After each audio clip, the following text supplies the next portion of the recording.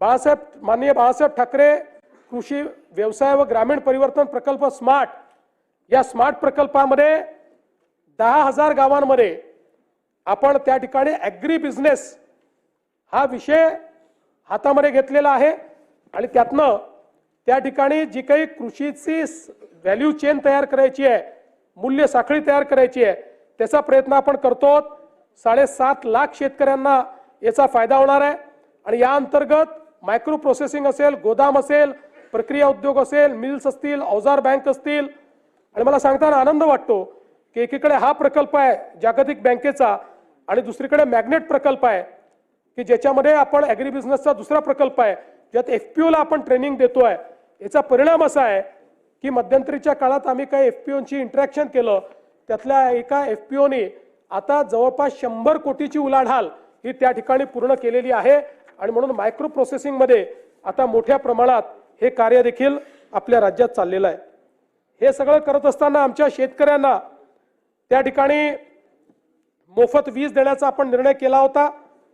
मला सांगताना आनंद वाटतो की आपण राज्याच्या या योजनेकरता 26,681 कोटी रुपये हे खर्च करतो आहोत आणि शेतकऱ्यांना मोफत वीज देतो आहोत। म्हणजे जे 26,000 कोटी रुपये हे कदाचित त्यातले सगळे नाही पण पोर्शन हा शेतकऱ्यांकडून आपण घेतला असता, आज त्यांना मोफत वीज मिळते आहे आणि त्याकरता राज्य सरकारने पुढाकार घेतला आहे। यासोबत आपल्याला कल्पना आहे की देशातला नव्हे तर एशियातला सगळ्यात मोठा डिस्ट्रीब्युटेड अशा प्रकारचा सौर वीज पुरवठ्याचा कार्यक्रम आपण हातामध्ये घेतला। 16,000 मेगावॅट आपण ऊर्जा निर्मिती करतोय। महाराष्ट्र पहिलं राज्य आहे शेतकऱ्यांकरता वेगळी त्या ठिकाणी वीज पुरवठा कंपनी आपण तयार केलेली आहे।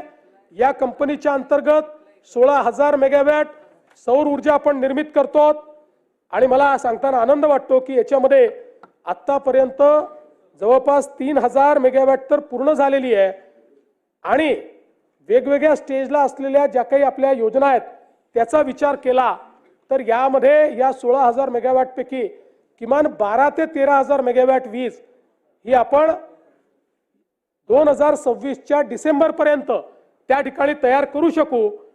खरं तर पूर्ण 16,000 झाली असती पण मॉड्यूल्सच्या शॉर्टेजमुळे काही आपल्याला कालावधी त्या ठिकाणी लागतोय आणि जवळपास हे सगळे प्रकल्प जे आहेत यामुळे मोठ्या प्रमाणात फायदा होणार आहे। खरं तर यासोबत आपण जर बघितलं तर यातनं फायदा काय आहे, यातनं शेतकऱ्याला दिवसा वीज मिळणार आहे। वीज खरेदी मध्ये जो काही आपल्या वीज कंपनीला तर 8 रुपयांनी वीज खरेदी करावी लागायची आणि 8 रुपयांनी वीज खरेदी केल्यानंतर आपण ₹1.25 ₹1.5 घ्यायचो, आता तोही घेत नाही आपण। आता त्या खरेदीमध्ये आपल्या वीज वितरण कंपनीलाही 10,000 कोटी रुपयाची बचत होणार आहे। AT&C लॉसेस कमी होणार आहेत। शासनाची जी सबसिडी आहे क्रॉस सबसिडीतली त्याचं 5,500 कोटी रुपयाचं दादा त्याचंही बचत होणार आहे आणि सगळ्यात महत्त्वाचं कार्बन उत्सर्जनामध्ये मोठ्या प्रमाणात कपात होणार आहे।